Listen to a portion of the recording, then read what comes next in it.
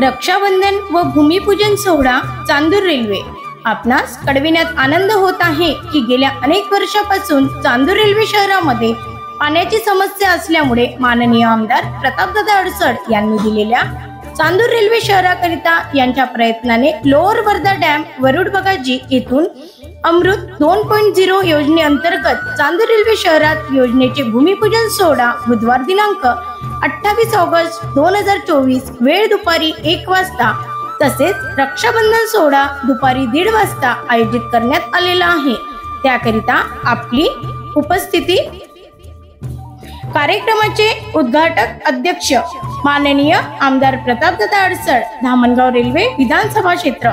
अमृत 2 योजना किंमत 63 करोड 61 लाख। योजनेचे स्वरूप लोअर वर्धा डॅम वरुड बगाजी येथे जॅकवेल पंपिंग स्टेशन व solar plant. Lower Wardha dam Warud Bagaji ते चांदूर रेल्वे पर्यंत पाईपलाईन। चांदूर रेल्वे येथे नवीन जलशुद्धीकरण केंद्र, नवीन 2 पाण्याच्या टाक्या। टाकी क्रमांक 1 6 लाख लिटर हुतात्मा स्मारक येथे, टाकी क्रमांक 2 7.5 लाख लिटर जुना सरकारी दवाखान्याजवळ।